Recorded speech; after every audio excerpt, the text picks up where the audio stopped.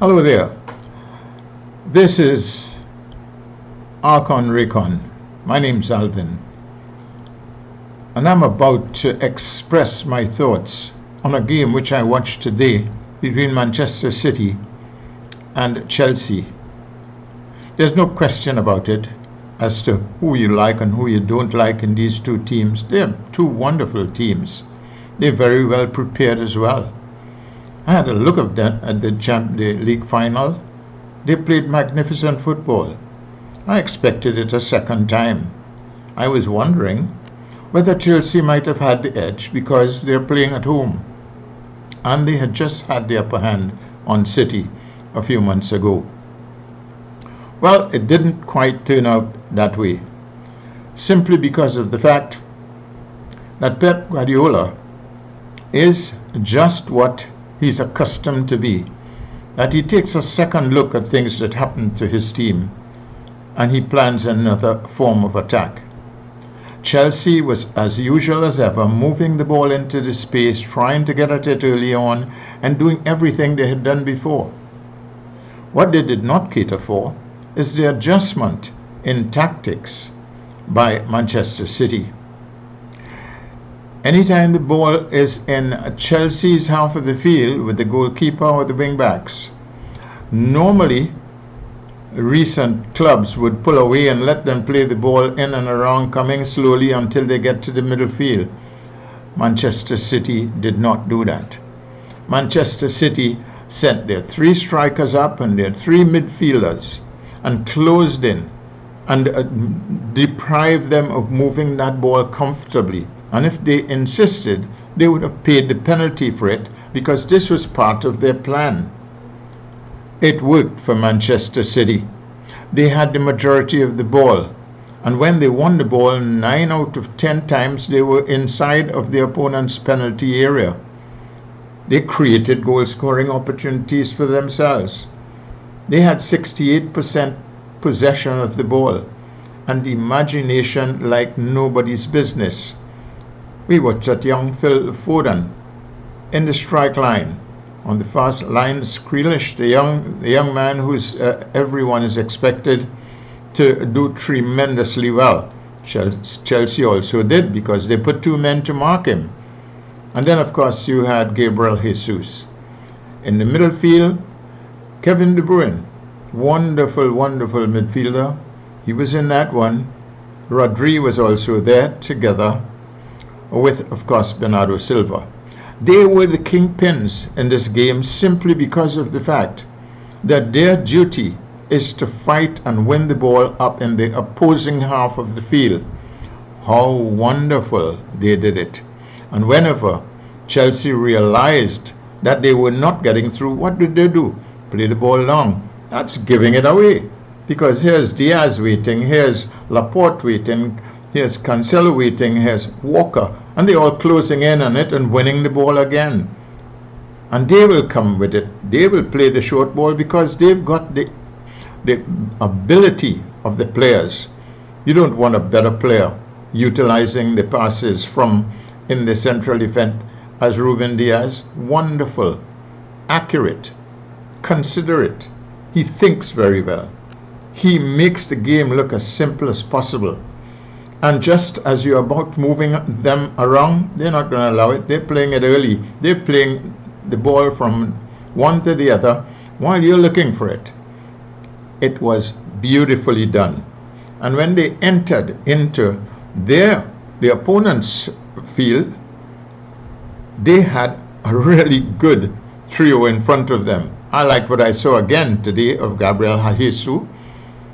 I saw the boy Grealish, simply because of the fact that he's coming from another club. You're hearing the crowd's not acting well with him, but he's getting better and better and better. I would admit that would certainly have put him over on the right-hand side of the field, because Chelsea came to mark him out there, and they were holding a good job, although he was also getting the ball up, getting it across.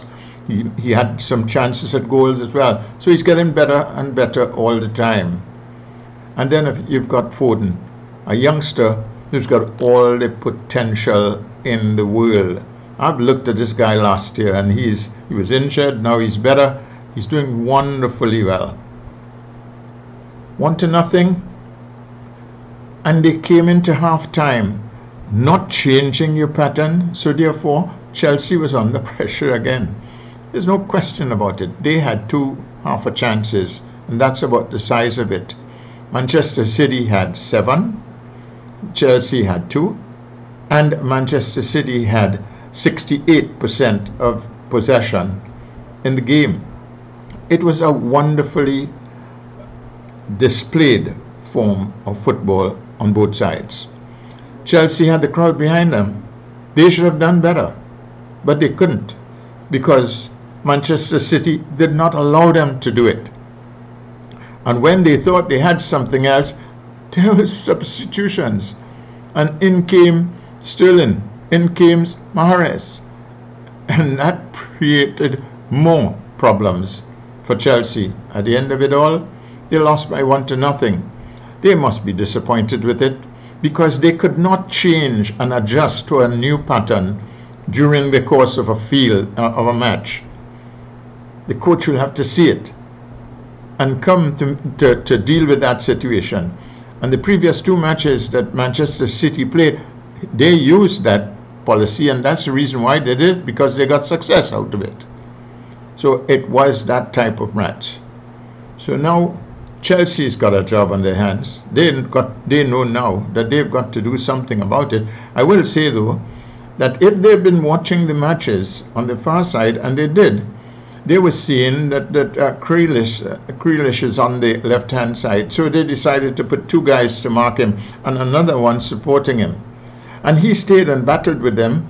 To a certain extent, he got some results. But more intelligent play would have been to switch him over on the other side. And let's see if the defender over there can adjust as well here. And if he can do that, then he'll have to take 2 people over there as well. It will certainly mean that a crowded defense with cross balls coming from De Bruyne on one side and Foden on the other side, this could be dangerous for Chelsea at all times. So it was one of these games that both teams played the best they can play. I think Manchester City has played as good as I have seen them play for a while. And I hope they will keep it that way. And I hope Chelsea will keep theirs that way, simply because of the fact it's a competitive world.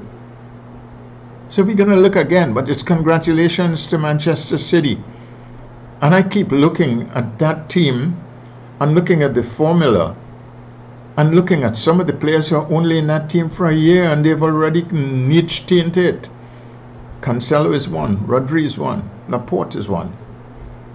Diaz played last season. So all of these players have been groomed into Manchester City's team by Pep Guardiola. I say so deliberately. Some of the fans are giving him a hard time. That's not necessary. That's not necessary at all. Simply because of the fact that those are the people that he makes a living with. Those are the people that the authorities of Manchester City will benefit when they do well. Open your arms to him. Let him do his job. He's done it well for this part of the year so far. He's done it before and before. Why do you want to disturb him? Congratulations to Pep Guardiola and his team. They did extremely well, and I look forward to seeing them soon again.